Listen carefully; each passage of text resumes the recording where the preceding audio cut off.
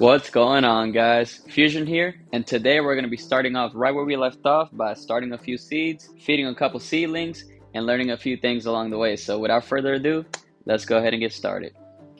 Alright, let's kick things off with the red and yellow Bequinho pepper. I'm not sure if I'm pronouncing that right, but either way, this should be a really good pepper. It's advertised as a pepper that's not that spicy, but is more sweet and tangy with a touch of heat. So that sounds like something that's right up my alley. I like some spice, but not too much. And the way I'm going to be doing this one is I'm going to be starting it off in a 6-cell tray, 2 seeds per cell, and as they come up, I'll thin them out to 1 per cell. Up next, we're going with a classic tomato. This here is a pole cherry sweetie tomato. And from what the packet says, it lives up to its name. It's supposed to be sweet. I've never tasted it before, but if it's like one of those little cherry tomatoes, it should be delicious. And similar to the peppers, I'm also going to be starting this in a 6-cell tray, 2 seeds per cell, and thinning them out as they come up. Alright, moving right along, this is another one of those little tiny cherry tomatoes, but this is actually the chocolate cherry tomato. It's supposed to be really good for snacking and just eating on its own. I'm pretty sure you could probably add it into a salad or something, but I doubt it's going to have any taste of chocolate, even though it's in its name. But we'll see. I don't know. It might surprise me. I've never had it before. Same as the other tomatoes, we're going to be starting it off in a 6-cell tray. Alright, moving right along with the Tomato Supremo. This is just your classic, nice, big tomato that you can use for like sandwiches or salads or anything that you want to do with it, really. Same thing as the other tomatoes, we're going to be popping this thing in a 6-cell tray. Fun fact about tomatoes. Back in the day, wealthy people had plates made from lead, and when they ate tomatoes, the acid from them would react with the plates and release lead into the food, poisoning the people eating. Interestingly enough, the poor people couldn't afford those plates, so they never got sick from eating them. Alright, so if you've ever seen me start seeds before, you know I like to soak my seeds in water first. And what I do is, I take some of this saponin extract, which is basically a substance that makes the water foamy. But the benefit that this has is that it actually makes the water stick to stuff. It makes the water a little bit more sticky. So for example, if you have like some really dry soil and you put this into your water before you go to water your soil, instead of running all the way through, it's actually going to allow that water to soak in a little better and rehydrate. And that's really helpful for things like peat moss, because once peat moss dries out, it becomes hydrophobic. But anyway, I just take a little container, shake it up to make it bubbly, and then I pour it in a little shot glass like this. And if it's not bubbly enough for me, I just take my hand, I cover it, give it a little shake. So now we're just going to take our seeds. Hopefully I have enough, because it seems like I had already opened this package from last season. Oh, I sure do. Look at that. Not that many left, so we're just going to go ahead and take what we have and pop them in. There we go, and then I just let them sit in there while I get everything ready. Alright, it's been about 7 or 8 minutes. That's good enough for me. So let me go ahead and pour the water out and see if I can fish these seeds out. And what I'm going to do is, I'm just going to surface sow these seeds, and then I will just go back through with some soil and then cover them up. And then gently press down. You want to make sure that the seeds have good contact with the soil. And when you're done, just take your little tag and boom. Alright, well, I got quite a bit of seeds to get through. It's 4 in the morning. I need to focus so I can get some sleep. So give me a few minutes. Let me go ahead and knock them out, and I'll pull you guys right back in here. There we go, guys. We got everything planted. Now I just need to figure out where the heck am I going to put everything. And to be honest, I don't know. So give me a few minutes, man. I got to go figure out this puzzle. Alright, guys. By the grace of God, I figured it out. Let me take you guys through this jungle and show you guys what I came up with. Alright, so right over here under this light, this is where we have the little greenhouse for all the seeds that we just started today. And then I got the other plants that we started on the other video right in front of it, so they can benefit from the light too. And then if we go over here, we have this other light at 100%, by the way. I only have that one at like 60%, that's why it's so close. This one's at 100%, so it's further away. And over here, I have all these little seedlings that I started, I believe, the last video, if I'm not mistaken. And I got them in their own little tray there, along with the experiment that we ran on cloning a few videos ago, and everything else that I got going on. Here soon, I'm about to start planting outdoors, so most of these things are going to go out there into the raised beds and into the pots. But for now, this is where they're going to have to be. Alright, well, that's where the seeds are going to sit in for the next couple of weeks, so just give me a few seconds, and I'll pull you guys right back in here as soon as they germinate. It has been exactly 1 week since we sowed those seeds. Let me go ahead and turn off these lights and take off this dome to see if we got anything growing on underneath. All right, I just failed miserably. I tried to open up this dome, but this stuff was in the way. So now let's see what we really got going on underneath the dome. Oh yeah, look at that. So for the artisan tiger stripes tomato, nothing has come up. Neither has the red and yellow bequinho peppers or the chocolate cherry pole tomatoes. However, I do see one sweetie pole cherry tomato, one red pride bush tomato, and a bunch of tomatillos. It looks like the soil is dry. Hopefully it's not too dry underneath. Oof, it looks pretty dry. Let me go through here and water everything. I went back through here and I watered everything once, but it seems like because of the heat mat that we have underneath, everything dried up a little faster than I expected. But you know what? In this channel, I don't want to be one of those perfect YouTubers that only shows you success. I'm also going to show you guys my failures too, so you guys can learn from my mistakes. But it's not all bad news, guys. As you can see, these eggplants are doing really good. Sweet banana peppers are coming along beautifully, and so are the early chili jalapenos. As far as everything else is doing phenomenal. The only thing that I think is struggling is this little rosemary right here. Hopefully it still pulls through, but the potatoes right next to it is actually doing phenomenal. Look at that. And my Venus flytrap, which I don't think I've ever shown you guys before, has begun to flower. Look at that. I didn't even know that these things flower, but apparently they do. Alright, well, I went ahead and turned the lights back on. We're going to pop that dome back on, and I'll pull you guys right back in here in about another week or two. Fingers crossed. Let's hope we get a few more germinated. Alright guys, another week has gone by, and as you can see, we do have some development that we need to report on. For starters, the bequinho peppers over here, we have one that finally sprouted. Oh, wait a minute. We got two that sprouted. Look at that. We also have one chocolate cherry tomato, two sweetie pole cherry tomatoes, and three red pride bush tomatoes. And as you can clearly tell, this tomatillo is doing phenomenal. Look at that. However, the artisan tiger striped tomatoes have not sprouted yet, and neither have the supremo tomatoes. As far as these plants that we have here benefiting from the light too, they're doing phenomenal. As you can see, the long purple eggplants are doing just fine. The sweet banana peppers are doing decent. They have a little bit of damage. You're gonna see in another one of my videos that I actually went to war with these freaking bugs. And the early chili jalapenos are doing really good. Look at that. I did went ahead and remove the dome because most of the plants have already germinated, and I disconnected that heat mat too. Alright, I'm gonna give the plants about another week or two. Hopefully we get a little bit more germination by then, but if not, it's alright. And you probably noticed I'm just here on the floor, no table, toes all out, and that's because it's almost 5 in the morning and I need to pop a few more seeds. So what I'm gonna do is I'm just gonna rapid fire show you guys the ones that I'm gonna plant, and then somehow find some space for them, and then show you guys what I came up with. Alright, I've never unlocked the skill to crisscross applesauce. I don't know how you guys do it, so I guess I'm just gonna be on my knees. Alright, let's kick things off with a basic one that most people should be familiar with, basil. The specific basil variety that I'm growing is the Everleaf Emerald Towers. There's nothing too special to be said about this. This is just one of the better varieties of basil. It's nice and bushy, reliable, and we'll see just how good it is when we finally grow it. Up next, we got some more basil. This is actually the Italian Genovese basil. Apparently, this is from Italy. And obviously, if you know basil, you mainly use it with like pastas and things like that. So I figure, you know what? Why not try one from Italy? It should be good, right? We'll find out.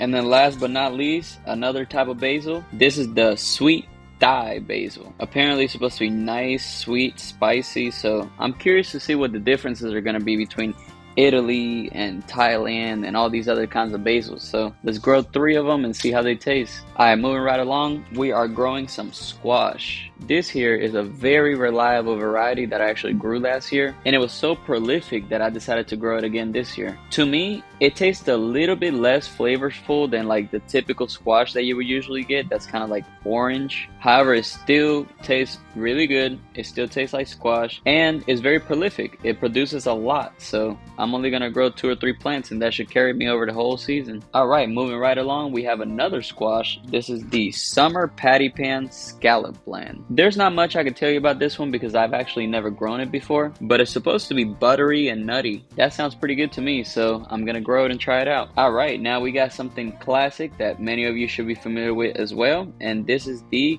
tasty green cucumbers. There's not much to be said about this. This is just your classic good old cucumber. Moving right along, we have a little bit of a special cucumber called the Muncher Persian cucumber. They claim that you're going to be munching on this thing all season long. It's nice and productive. It's fun size, very productive, and nice and tender, so you can just eat it straight off the plant. So that sounds pretty good to me. I can't wait to try this out. And moving right along because it's already like 5:30 in the morning. Next one we got is the orange sweet bell pepper.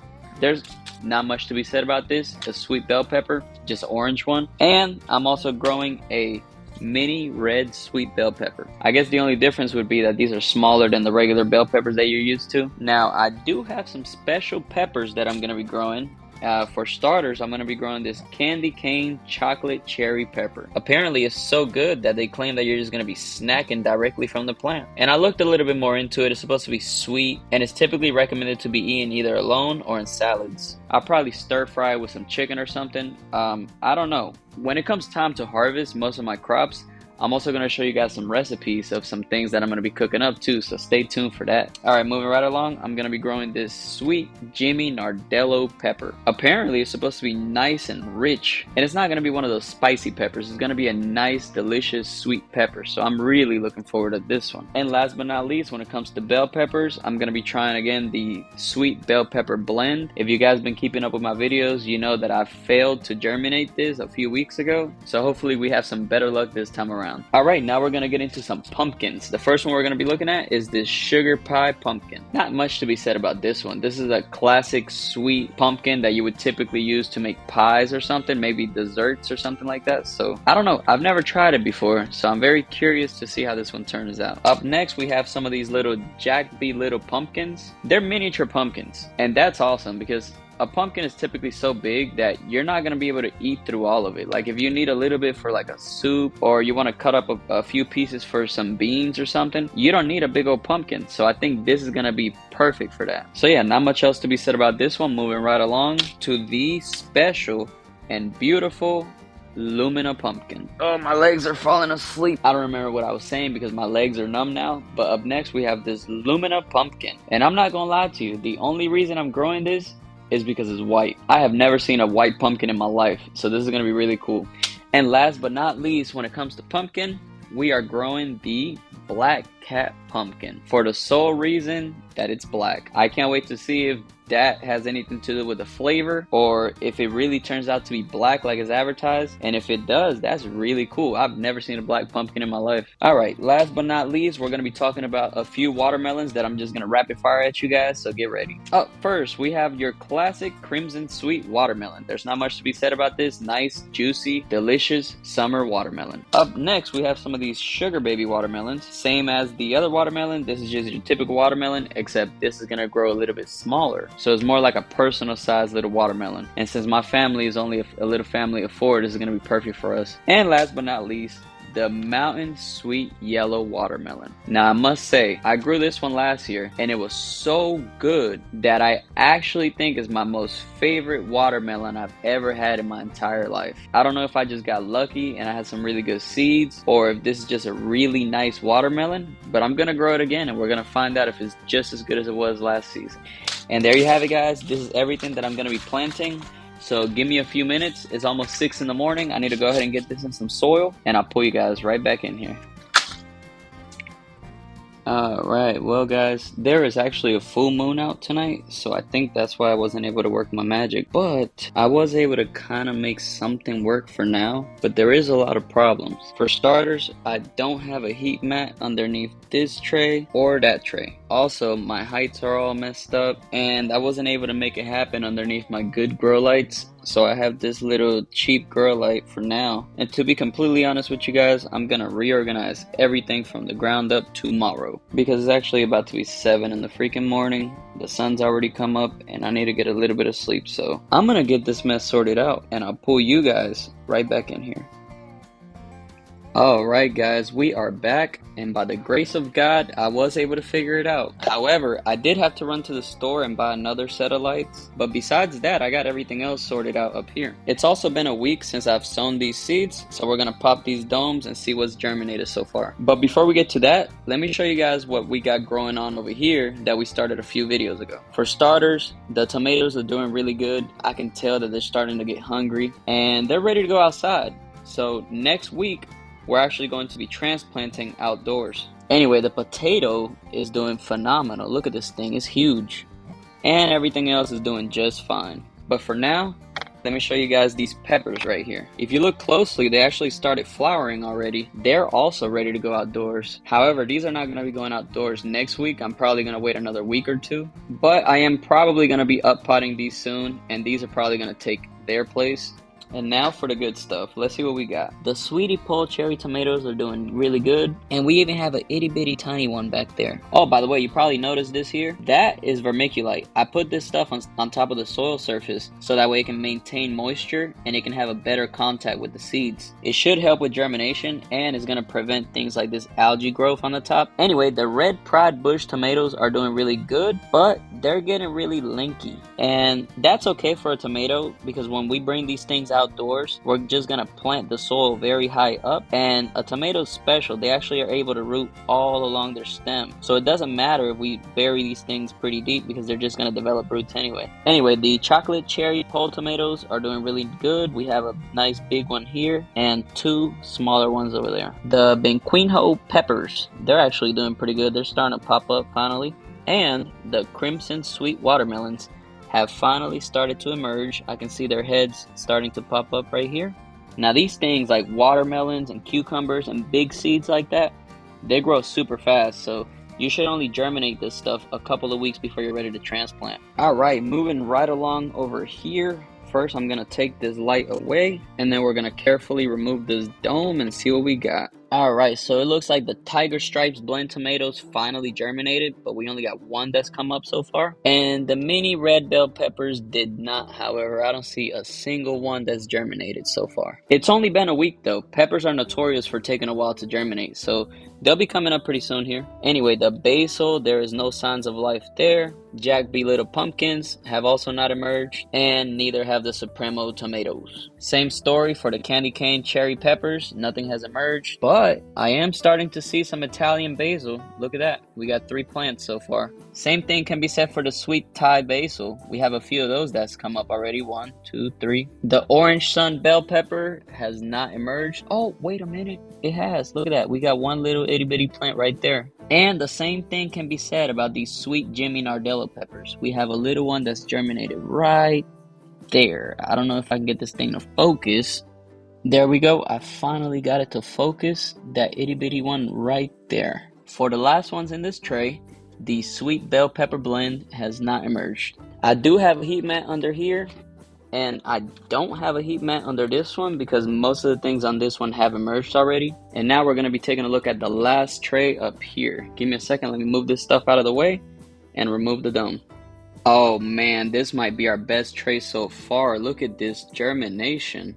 The sugar pie pumpkin is starting to emerge. We already got a few that's popped above the ground. The black cap pumpkin, you can tell, has already emerged probably a few days ago. Look at how good it's doing. Now when the seeds get stuck like this, you can gently remove them. Try not to damage the leaves when you do that. And don't worry if you have a little bit of damage on these first initial leaves, because their true leaves are going to emerge later on. Anyway, coming over here to the mountain yellow watermelon, as you can see, they've already emerged as well. And look at here. We have a couple that's actually emerging from the soil right now. The Lumina pumpkin is coming along nicely, and they've started to develop their true leaves too. However, I don't see anything. Oh, wait.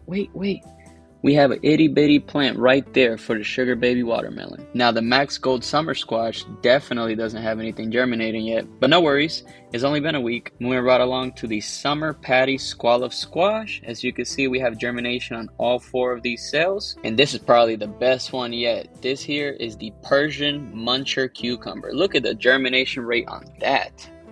Now, when you're in this kind of situation here, where most of your tray has germinated, you want to go ahead and disconnect your heat mat. And the reason why is because that heat is actually going to promote the growth of these plants. And you might not want that because these are actually heat-loving plants. So I want them to be indoors for just a couple of weeks so the weather warms up outside before I transplant them out there. Well guys, as you just saw, the plants are really starting to pick up the speed now. So this is probably going to be the last video I make starting seeds indoors, because the next time you see me, we're going to be taking all of these plants and we're going to transplant them outdoors. So make sure you subscribe so you don't miss out on that. Anyway, my name is Fusion, and I want to thank you guys for tuning in to Fusion Grows. I hope I see you guys in the next one, and have a wonderful day.